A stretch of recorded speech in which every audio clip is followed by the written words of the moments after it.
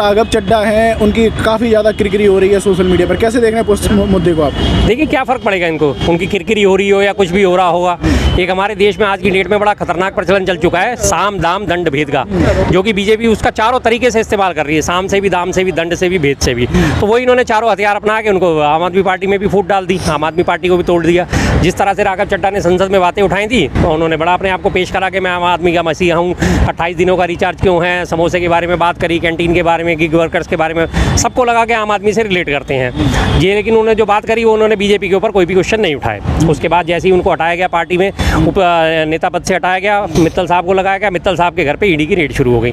तो साफ पता चलता है इससे, जैसे ही उनको बनाया गया मित्तल साहब को, वैसे ही मित्तल साहब के ऊपर ईडी की रेड डलनी शुरू हो गई। तो इसका मतलब बीजेपी क्या चाहती है, हर एक पार्टी को तोड़ना। और इतिहास है इसका, ये देख लीजिए, इन्होंने महबूबा मुफ्ती के साथ सरकार बनाई थी, आज महबूबा मुफ्ती की पार्टी कहाँ है कहीं नजर नहीं आती।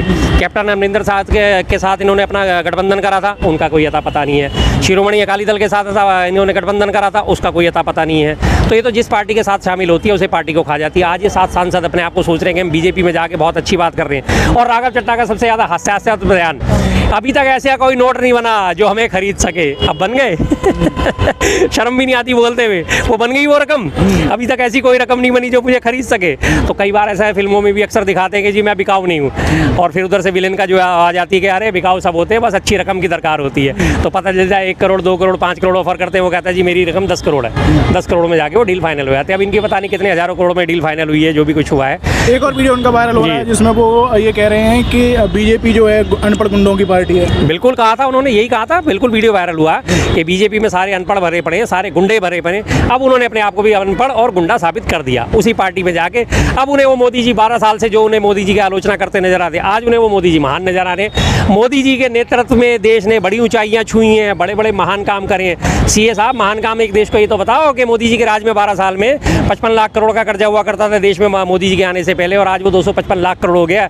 आप तो सीए हो राघव चड्ढा साहब, देश को एक इकोनॉमी ये भी समझा दो, देश को एक इकोनॉमी ये भी समझा दो कि आज पर कैपिटल इनकम भारत की 2,16,000 रुपये है, और 1,68,000 रुपये पर कैपिटल पर प्रति व्यक्ति जो है कर्जा चढ़ा हुआ है देश के ऊपर। ये भी तो बताओ, महंगाई दर कहाँ से कहाँ पहुँच गई है ये भी बता दो, बेरोजगारी दर कहाँ से कहाँ पहुँच गई ये भी बता दो। लेकिन अब उनकी जबान नहीं खुलेगी, क्योंकि अब वो बीजेपी की वॉशिंग मशीन में धुल के साफ हो गए हैं। और सबसे ज़्यादा मैं तो देखूँ जनता का भी इसमें साथ साथ रोल है कि अगर वो जनता और बीजेपी वाले जो समर्थक है, सबसे ज़्यादा हंसी मुझे उनके ऊपर आती है। कल परसों तक 2-3 दिन पहले तक सारे बीजेपी वाले उनको पानी पी के कोस रहे थे, अब वही पानी पी के उनके कसीदे काटेंगे। मतलब बीजेपी वालों के समर्थकों की हालत क्या है यार, मुझे बहुत तरस आता है इन लोगों के ऊपर। कहीं से भी एक पैराशूट से एंट्री होती है जिसको वो गालियाँ दे रहे होते हैं, गालियाँ देने के बाद फिर उसी को तारीफें करनी पड़ती हैं। अभी आपने थोड़े दिन पहले एक और वीडियो देखा होगा, एक प्रदीप भंडारी पत्रकार हुआ करते थे, बड़े अपने आप को पत्रकार कहते थे, नामचीन पत्रकार हुआ करते थे, प्रवक्ता बन गए बीजेपी के।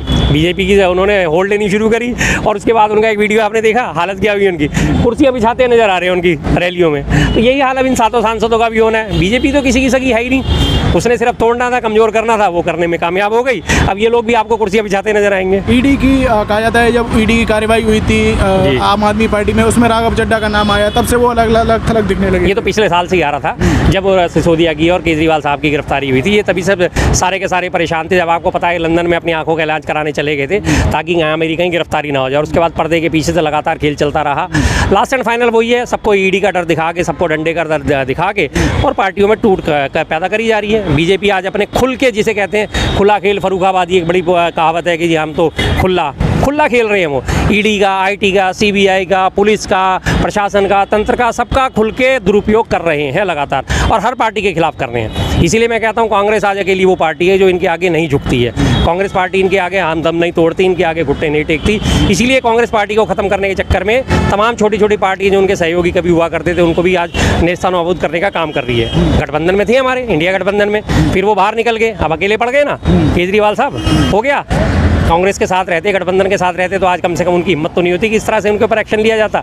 लेकिन वो अपने आप को ज़्यादा चालाक बने, केजरीवाल जी भी, उन्हें लगा कि नहीं मैं ही मैं हूँ, मैं तो अलग हो जाता हूँ, और मेरी तो लोकप्रियता अलग है। अब ले लो लोकप्रियता, अब तुम्हारे पास नेता ही कौन बचे बता दो जरा।